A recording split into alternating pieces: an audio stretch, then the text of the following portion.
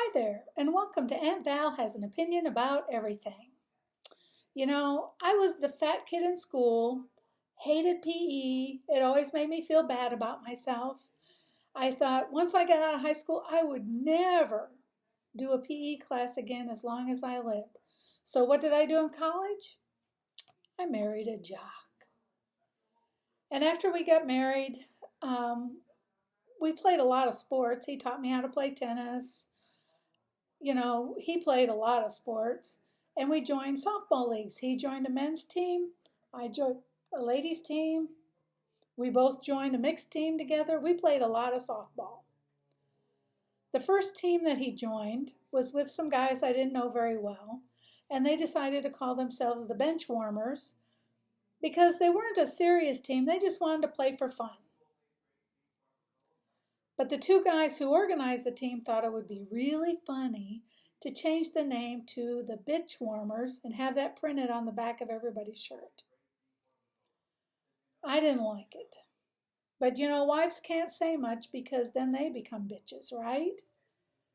Well, the first time they went to a game, the umpire told them if they came back with those same shirts, that they would be dropped from the league and they would lose all their fees and everything. And this was City League softball. So, it was meant to be family oriented. And that's just the way it was. So they had to gather up everybody's shirts, these two guys, and take them back and get the letters peeled off and new letters put on. So it then said Bench Warmers. And in Dallas, it used to be you could sign up for a particular softball field, but they changed it because I guess they thought it was unfair. So after you signed up, your game was at a different softball field every week.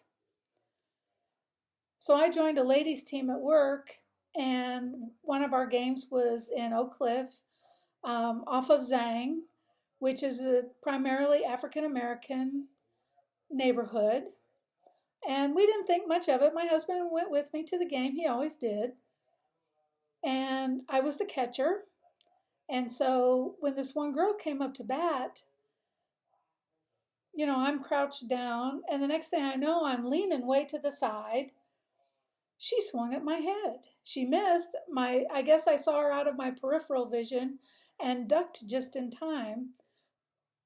So when I went back to the dugout, my husband said, next time this girl comes up, ask the umpire to draw the batter's box, because if she steps out of the batter's box, it's an automatic out in ladies softball.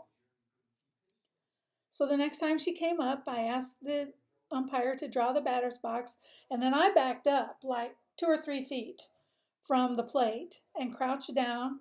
The umpire got behind me. The girl backed up and swung at my head again, and the umpire didn't call her out. So the next time she came up to bat, I asked him to draw the batter's box again, hoping he would get the hint. And then I backed up like 4 feet from the plate, maybe even 5 feet. The umpire was almost up against the backstop. And still, she came flying backwards to swing at the ball and swung right at my head again. I don't know how I got out of that game unscathed, but she never hit me. But boy, she came close, and that umpire never called her out for stepping out of the batter's box. He didn't protect me. I'm still amazed that he was such a poor umpire. Nowadays, I kind of wonder whatever happened to that girl. Did she have a good life? Did she get over it? I mean, she had to be holding so much hate in her heart to try to hurt somebody she didn't even know for no reason. I wonder too, is she even still alive? I don't know. I hope things worked out for her and that her life became better and she lost all that hate. Maybe she even became, an advocate for other women. I don't know. I'm Aunt Val. That's my opinion.